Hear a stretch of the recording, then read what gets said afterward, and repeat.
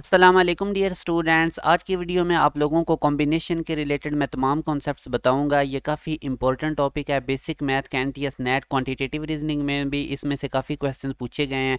तो basic math के entry test के लिए जो बच्चे प्रिपरेशन कर रहे हैं, जो यूनिवर्सिटीज़ में बेसिक मैथ का पोर्शन होता है, उसके लिए ये कॉम्बिनेशन वाला टॉपिक भी आपको ज़रूर आना चाहिए। तो अभी मैं आप लोगों को इसकी तमाम डिटेल बताता हूँ। इससे पहले जो हमारा मैं आपको बताया है, जैसे कि पहले भी कि हमारा जो फर्स्ट बैच है उसकी रजिस्ट्रेशन स्टार्ट हो चुकी है 2024 सेशन के लिए। हमारे साल में टोटल 4 बैचेस होते हैं, जिसमें हम बच्चों को नस्ट एनईटी, फास्ट प्यास, जीकी, एनटीएस, नेट, जितनी भी यूनिवर्सिटीज़ के एंट्री टेस्ट हैं उनकी प्रिपरेशन करवाते हैं।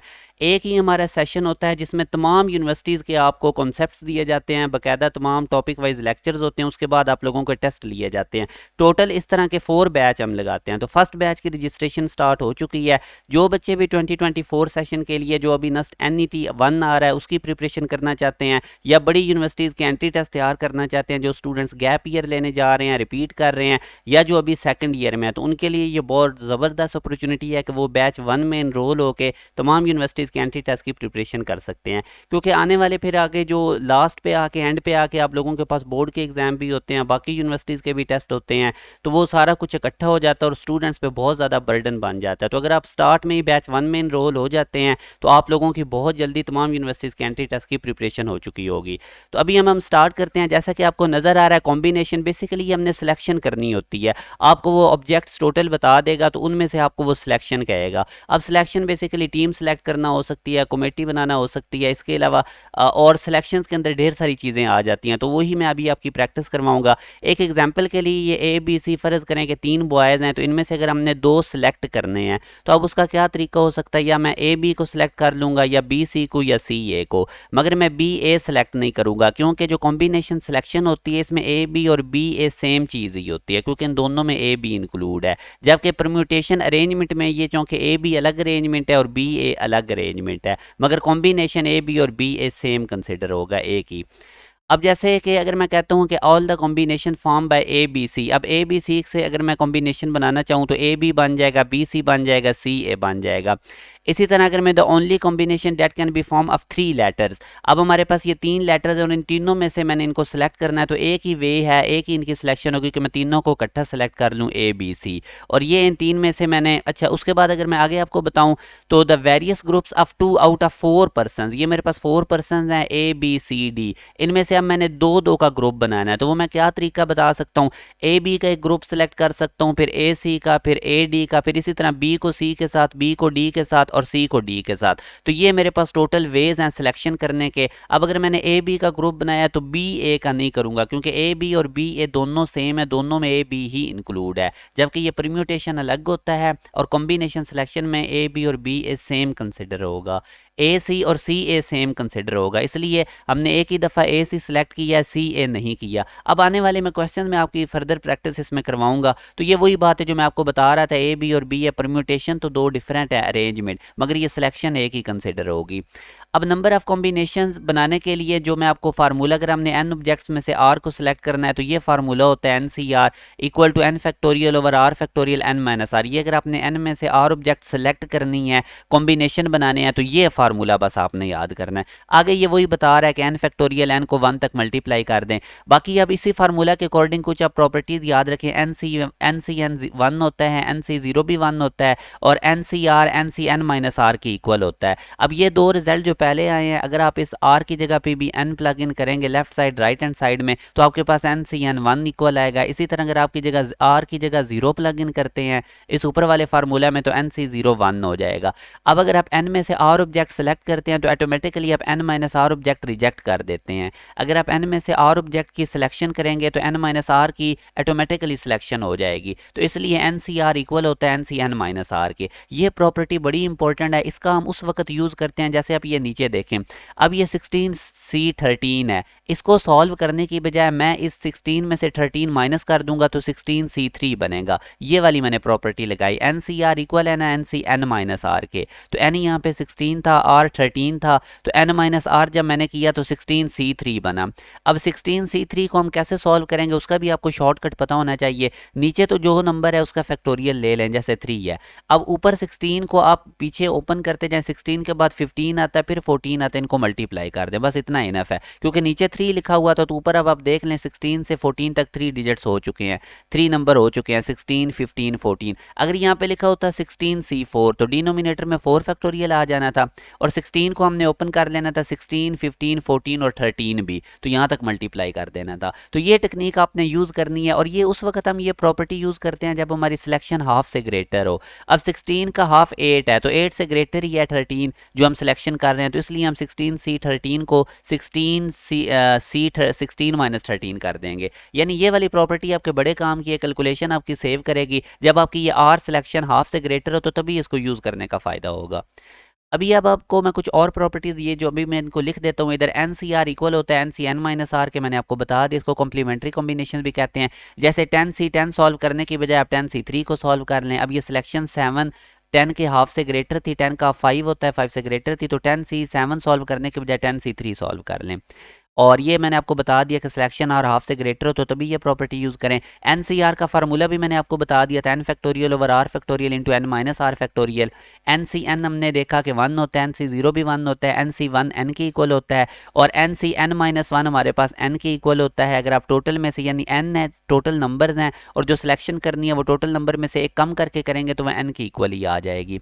उसके बाद ये बेटा कंजेक्टिव कॉम्बिनेशन होती है, ये भी आपको पता हो। अगर आपने एन में से आर ऑब्जेक्ट सेलेक्ट करनी है तो आर के बाद आप देख सकते हैं आर प्लस 1 आता है या आर माइनस 1 आता है, तो ये दो कंजेक्टिव सिलेक्शन है। तो इसमें N C R plus N C R plus 1 ये इक्वल होता है, ऊपर टोटल जो हमारे पास नंबर्स हैं उनमें एक ऐड कर दें, और जो ग्रेटर वाली जो बड़ी सिलेक्शन है उसको आपने इधर नीचे लिख लेना है। अब आर और आर प्लस 1 में से जो बड़ी सिलेक्शन थी वो आर प्लस 1 थी, उसको लिख लें, और ऊपर जो टोटल नंबर है उनमें एक ऐड कर दें। अब कंजेक्टिव सिलेक्शन हमारे पास ऐसे भी तो हो सकती है, N C R plus N C R minus 1।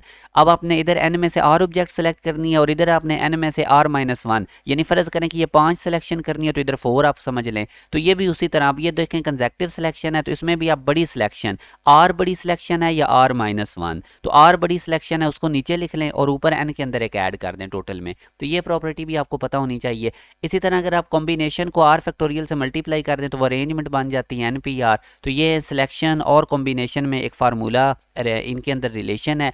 NPR permutation के लिए यूज़ होता है जिसका मतलब अरेंजमेंट होता है, और NCR सिलेक्शन के लिए यूज़ होता है जिसका मतलब कॉम्बिनेशन होता है। और अगर NCX NCY के इक्वल है तो इसका मतलब x और y को प्लस करने से ये टोटल नंबर n के इक्वल आ रहा है। अब ये कुछ ज्योमेट्रिकल भी प्रॉब्लम्स है कॉम्बिनेशन के रिलेटेड, यहाँ पे भी आपको पता होना चाहिए। अब फर्ज करें कि n हमारे पास नॉन कोलिनियर पॉइंट्स हैं, तो नंबर ऑफ लाइन सेगमेंट्स कितनी बन सकती हैं, NC2 फार्मूला है। और नंबर ऑफ डायगोनल्स बनाने के लिए NC2 में से आपने number of sides n minus कर देनी है। इसी तरह नंबर ऑफ ट्राई एंगल जब भी आपको कहता है तो जितनी साइड्स हैं NC3 ले लें। नंबर ऑफ डायगोनल्स के लिए जितनी साइड है 2 लेके और साइड में से उसको में से साइड्स माइनस कर दें। और नंबर ऑफ लाइन सेगमेंट्स बनाने के लिए NC2, नंबर ऑफ क्वाड्रिलेटर्स बनाने के लिए NC4, तो ये तमाम आपने याद रखने हैं। इसी तरह नंबर ऑफ पेंटागॉन्स कितनी बन सकती हैं, NC5 इसका फार्मूला है। तो अभी मैं आपको ये क्वेश्चंस इनके करवाता हूं तो आपको क्लियर हो जाएगा। अब जैसे ये पहला क्वेश्चन बड़ा सिंपल सा, इन how many veg 2 students can be chosen from the class of 20 student. आप 20 स्टूडेंट्स में से 2 स्टूडेंट सेलेक्ट करने के कितने तरीके हैं, तो वही जो मैंने आपको तरीका बताया था 20C2, टोटल n 20 है, r हमारे पास 2 है जिनकी सिलेक्शन करनी है। तो 20C2 का फार्मूला ओपन कर दें, ऊपर 20 factorial over r factorial multiply by n minus r, 20 minus 2 करेंगे तो 18 आएगा। इसको आप सॉल्व कर लें। 20 फैक्टोरियल को हम लिख सकते हैं 20 इंटू 19 इंटू 18 फैक्टोरियल। 18 फैक्टोरियल 18 से कट जाएगा, ऊपर 20 19 18 को मल्टीप्लाई करें, नीचे 2 है, तो आप इसको सॉल्व करेंगे तो आप लोगों के पास आंसर आ जाएगा। यानी अब 20 इंटू 19 इंटू 18 फैक्टोरियल लिखेंगे, 18 18 से कटेगा तो 20 इंटू 19 नीचे 2 फैक्टोरियल 2 रह जाएगा। तो 2 10 20 होता है, 10 19 से मल्टीप्लाई होकर 190। आप ये थोड़ी सी 1-2 दफ़ा कैलकुलेशंस करेंगे ना तो आपकी प्रैक्टिस हो जाएगी। तो इसका ए ऑप्शन था। अब आगे अगर आप देखें, from a group of 7 man and 6 women, 7 man है 6 वुमेन है, 5 persons are to be selected to form a committee. आपने 5 बंदों की कमेटी बनानी है जिसमें एटलीस्ट 3 मैन होने चाहिए, और इन हाउ मैनी वेज आप ये कमेटी बना सकते हैं। अब एटलीस्ट 3 मैन का मतलब है कि एटलीस्ट 3 और 3 से ज़्यादा भी हो सकते हैं, तो हम ये सारे केसेस लेंगे। अब आप याद रखें कि हमने जो कमेटी बनानी है वो कुछ इस तरह से है, एटलीस्ट 3 मैन। अगर मैं एटलीस्ट 3 मैन लेता हूँ तो 3 बंदे होंगे, और 5 मेंबर्स की कमेटी बनाने के लिए 2 वुमेन लेनी होगी। एक तो केस ये बन गया। और एटलीस्ट 3 मैन मैं ले सकता था, मतलब 3 से ज़्यादा भी ले सकते हैं। तो दूसरा केस क्या बनेगा, अगर मैं 3 से ज़्यादा 4 मैन ले लेता हूँ तो 1 वुमेन साथ लेनी होगी। दूसरे केस में ये 5 मेंबर की कमेटी बनेगी, और 4 मैन के अलावा हम 5 मैन भी ले ले सकते हैं, तो 5 मेंबर्स की कमेटी बन गया, वुमेन नहीं होगी। तो ये 3 केसेस हैं हमारे पास, और जब भी केसेस आ जाएं तो हम ऐड करते हैं। तो अब 5 मेंबर्स की कमेटी कैसे बनेगी? अब देखें ना, आपके पास 3 मेन हैं, और जो 3 मेन आपने पहले केस में सेलेक्ट करने हैं वो आउट ऑफ 7 करने हैं, तो यहाँ पे 7C3 बनेगा। और एंड का मतलब आगे अब हमने ज़ाहिर है साथ वुमेन भी सिलेक्ट करनी है, तो 6 वुमेन टोटल हमारे पास है, उनमें से हमने 2 सिलेक्ट करनी है, तो 6C2, और इनको मल्टीप्लाई कर देंगे क्योंकि मैन भी सिलेक्ट करने हैं, वुमेन भी करनी है, दोनों काम करने हैं। तो ये पहले केस में अगर आप देखेंगे तो 7C3 मल्टीप्लाई बाय 6C2, अब आपको ये समझ आ गई है। और दूसरे केस के लिए और के लिए मैंने आपको कहा था कि जब केसेस बनते हैं तो ऐड करते हैं, प्लस आएगा। अब आपने ये जो 4 मैन सेलेक्ट करने हैं ये आउट ऑफ 7 करने हैं, तो 7C4, और इसी तरह आपने जो 1 वुमेन सेलेक्ट करनी है वो आउट ऑफ 6 करनी है, तो 6C1 इसके वेज हैं, इनको भी मल्टीप्लाई कर दें। फिर और के बाद ये जो तीसरा केस है इसको भी प्लस करें। 5 मैन ओनली अब सेलेक्ट करने हैं, तो आप सिर्फ 7 मैन में से 5 कैसे सेलेक्ट करेंगे?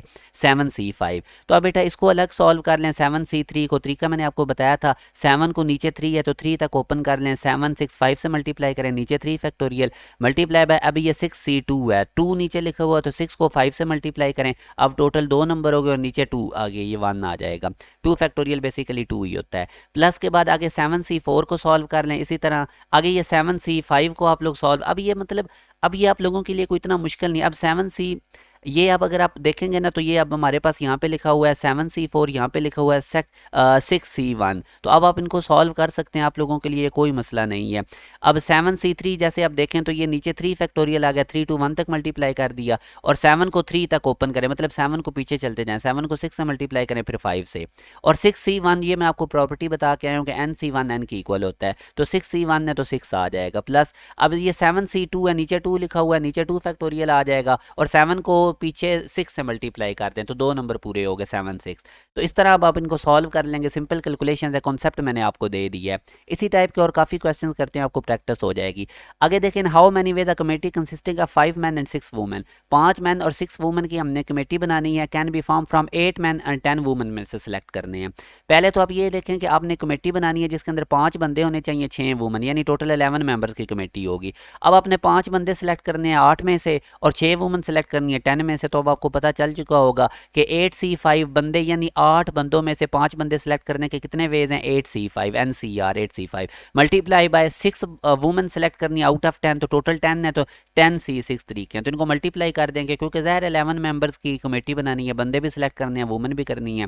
तो अब 8 आप लोगों के पास 8C5 है, इसको मैं 8C3 भी लिख सकता हूँ। मैंने आपको कहा था ना कि 8 में जैसे NCR इक्वल टू NCN-R, वो वाली प्रॉपर्टी, तो ये चूँकि 8 के हाफ 4 से ग्रेटर है, तो मैं 8 में से 5 को माइनस कर दूँ, नीचे 3 लिख दूंगा, तो 8C3 सॉल्व करना मेरे लिए आसान है। और इसी तरह 10C6 है, इसको हम 10C4 भी लिख सकते हैं। आप इसको सॉल्व कर लें, 8 के नीचे 3 लिखा हुआ है, 3 फैक्टोरियल 3 to 1 तक मल्टीप्लाई करें, और ऊपर आप 8 को भी 3 तक ओपन कर लें, यानी 8 7 6। और इसी तरह 10C4 है, तो नीचे तो 4 फैक्टोरियल आ जाएगा, अब 10 को पीछे आपने 4 नंबर तक मल्टीप्लाई करना है, यानी 10 के बाद 9 फिर 8 फिर 7 काउंट करें, टोटल 4 हो चुके हैं। तो इनको सॉल्व करके आप लोग 11 7 60 आंसर आ जाएगा। नेक्स्ट क्वेश्चन में वो कहता है कि क्वेश्चन पेपर हैज़ 2 पार्ट्स, एक क्वेश्चन पेपर है उसके ए बी 2 पार्ट्स हैं, हर पार्ट के अंदर 10 क्वेश्चंस हैं, और एक स्टूडेंट है उसने चूज करने हैं 8 क्वेश्चन फ्रॉम पार्ट ए और 5 from part B, in how many ways he can choose the questions. तो बड़ा सिंपल है ये भी। अब आप इसमें भी देख सकते हैं कि टोटल उसके पास जो पहला पार्ट ए है उसमें टोटल 10 क्वेश्चन है, और उसने उसमें से 8 सेलेक्ट करने हैं, तो 8 करने के कितने वेज हो सकते हैं? 10C8 out of 10। और इसी तरह दूसरे क्वेश्चन का जो पार्ट बी है उसके अंदर उसने 5 क्वेश्चन अटेम्प्ट करने हैं, टोटल 10 हैं, तो अब 10 में से 5 अटेम्प्ट करने के कितने वेज हो सकते हैं सेलेक्ट करने के? तो वो 10C5 मल्टीप्लाई करेंगे, क्योंकि ज़ाहिर है उसने पार्ट ए में से भी क्वेश्चन करने हैं, बी में से भी, जब साइमल्टेनियसली कोई काम करना हो तो मल्टीप्लाई करते हैं। तो अब 10C8 का वही मतलब होगा 10 फैक्टोरियल इंटू 9 फैक्टोरियल 8 फैक्टोरियल, नीचे भी 8 फैक्टोरियल आएगा, ये 8 फैक्टोरियल 8 से कट जाएगा, तो आगे बस इसको आप सॉल्व कर लें, और ये 10 फैक्टोरियल इंटू 5 आगे सिंपल कैलकुलेशन है, वो अब मैंने आपको फार्मूलाज बता दी हैं, तो इसका अल्फा ऑप्शन आएगा। अब इस क्वेश्चन में देखें, find the number of try angle which can be form by joining the angular points of a polygon 8 sided. अब मैं आपको वो फार्मूला बता के आ चुका हूँ कि नंबर ऑफ ट्राई एंगल का फार्मूला होता है NC3, एन से मुराद साइड्स है, साइड्स 8 हैं, तो 8C3 कर दें आप, ये देखें 8C3 करें, इसको सॉल्व करें तो 56 आंसर आ जाएगा। अब अगले क्वेश्चन वो कह रहा है अगेन 6 मैन और 4 लेडीज़ हैं, और आपने कमेटी बनानी है 5 की, in how many ways can this be done if the committee is to be included at least one lady, कि आपने ये जो 5 मेंबर्स की कमेटी बनानी है इसमें एटलीस्ट वन लेडी, मतलब कम से कम एक लेडी और एक से ज़्यादा भी हो सकती हैं। तो अब अगेन उसी तरह पॉसिबिलिटीज़ बना लें। अब आपने एटलीस्ट वन लेडी है तो टोटल हमने 5 मेंबर्स की कमेटी बनानी है, तो अगर एक लेडी एटलीस्ट वन होगी तो साथ 4 जेंट्स आ जाएंगे। दूसरा केस बनेगा अगर हम एक से ज़्यादा भी तो अब लेडीज़ ले सकते हैं ना, एटलीस्ट एक का मतलब यही होता है कि एक और एक से ज़्यादा भी आप रख सकते हैं। तो अब 2 लेडीज़ रखेंगे तो 3 जेंट्स आ जाएंगे, 3 लेडीज़ होंगी तो 2 मैन आ जाएंगे, 4 लेडीज़ होंगी तो 1 मैन, और 5 लेडीज़ भी हम रख लेंगे और सब 0 मैन होगा। तो ये हमारे पास पॉसिबल केसेस सारे बन गए। अब इनके दरमियान तो आपको पता है कि प्लस प्लस आएगा केसेस में। अब इनको सिलेक्ट करते हैं। पहले केस को देखिए, 1 लेडी हमने सेलेक्ट करनी है आउट ऑफ 4 लेडीज़, तो क्या तरीका होगा 4C1। आगे हम मल्टीप्लाई करेंगे क्योंकि जाहिर है साथ मैन भी हमने सेलेक्ट करने हैं, तो अब मैन हमारे पास टोटल 6 हैं और पहले केस में हमें कितने चाहिए 4, तो 4 हम सेलेक्ट करेंगे आउट ऑफ 6, तो 6C4 इसके तरीके हैं। फिर प्लस अब 2 लेडीज़ दूसरे केस में आप देखेंगे आपने आउट ऑफ 4 सेलेक्ट करनी है, तो ये 4C2 आ जाएगा, मल्टीप्लाई कर देंगे। अब हमारे पास 3 जेंट्स हैं तो आपने इनको सेलेक्ट करना आउट ऑफ 6, तो 6C3 आ जाएगा। अब इसी तरह इस केस को आप लोग ट्राई करें, 3 लेडीज़ आपने सेलेक्ट करनी है और 2 जेंट्स, और 3 लेडीज़ आउट ऑफ 4 लेडीज़ आपने सेलेक्ट करनी है तो 4C3 हो जाएगा, और 2 जेंट्स आपने सेलेक्ट करने हैं आउट ऑफ 6 मैन, तो वो हमारे पास 6C2 हो जाएगा। इसी तरह ये लास्ट केस में आपने 4 लेडीज़ सेलेक्ट करनी है आउट ऑफ 4 लेडीज़, उसका 4C4 होगा, और आपने एक मैन भी साथ सेलेक्ट करना है आउट ऑफ 6 मैन, तो वो 6C1 हो जाएगा। तो अब आप सिंपल इनको सॉल्व करें, आंसर निकाल लें ऐड करके, तो 246 आएगा। आई होप कि आपको तरीका पता चल गया। थोड़ी या प्रैक्टिस आप लोगों ने इन्हीं क्वेश्चंस की करनी है तो आपको फुली ग्रिप आ जाएगी। तो इसमें अब आप देख सकते हैं कि आगे वो कहता है कि from 6 man 4 ladies a committee of 5 is to be form in how many ways can this done if the committee is to be included at least one lady. तो एक और अप्रोच भी हम लगा सकते हैं एटलीस्ट वन लेडी के लिए, कि पहले आप लोग क्या कम करें, इधर देखें टोटल नंबर ऑफ वेज आप देखें कि जिससे ये कमेटी बन सकती है 5 मेंबर्स की, उसमें से आप माइनस कर दें कि नो लेडी इंक्लूडेड। तो जब आप माइनस करेंगे तो आपके पास आंसर वो आ जाएगा सारे केसेस जिसमें एटलीस्ट वन लेडी इंक्लूडेड होगी। मैं आपको ऐसे समझाता हूँ, आपने 5 मेंबर्स वाली कमेटी बनानी है ना, टोटल मेंबर्स कितने थे 10, तो अब आप 5 मेंबर्स की कमेटी 10 मेंबर्स में से कैसे बनाएंगे, कितने वेज हैं सिलेक्ट करने के 10C5, तो ये 10C5 का जो आंसर आएगा ये टोटल नंबर ऑफ वेज आ जाएंगे in which committee is formed. अच्छा, उसके बाद दूसरा केस है no lady included in committee, कि लेडी कोई भी अगर इंक्लूडेड ना हो कमेटी में, फिर हम 5 मेंबर्स की कैसे बनाएंगे। आप ये 4 लेडीज सारी निकाल दें, पीछे आपके पास 6 मैन बचेंगे। अब आपने 6 मैन में से 5 मेंबर्स की कमेटी बनानी है, तो उसका क्या तरीका सेलेक्ट करने का, वो होगा 6C5। तो अब आप ये टोटल नंबर ऑफ वेज से जिससे कमेटी बन सकती है उसमें से नो लेडी इंक्लूडेड वाले माइनस कर दें, तो आपके पास जो आंसर आएगा वो उनमें सब में एटलीस्ट वन लेडी इंक्लूडेड होगी। तो ये पिछले क्वेश्चन का ही एक और मेथड था जो मैंने आपको करवाया, आप बेशक प्रीवियस से ही याद रखें, वो भी ठीक है। ये ज़रा टाइम सेविंग था तो मैंने कहा ये भी आपको बता दूँ।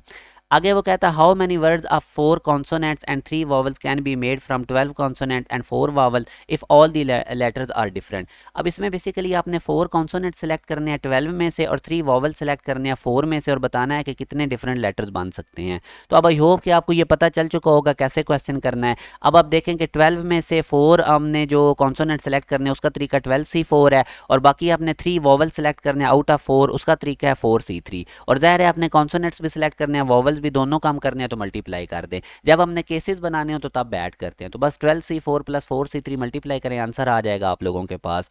तो ये अब आप लोगों के पास सारा तरीका है।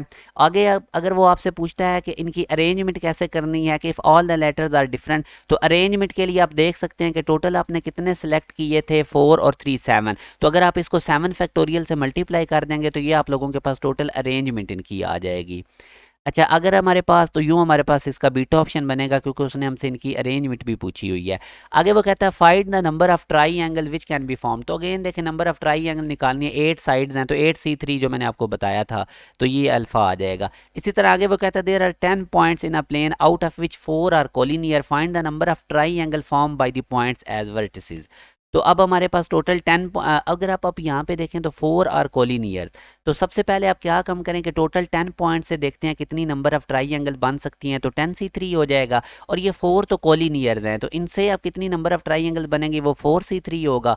अब 10C3 में से 4C3 माइनस कर दें तो आपके पास टोटल नंबर ऑफ ट्राइंगल्स आ जाएंगी। ज़ाहिर है जो 4 कोलिनियर पॉइंट्स हैं इनसे तो ट्राइंगल नहीं ना बन सकती, तो इसलिए हमने 10C3 में से 4C3 को माइनस कर दिया। तो अब ये जो बाकी आपके पास पॉसिबिलिटीज़ आई हैं ये रिक्वायर्ड नंबर ऑफ ट्राइंगल्स हैं।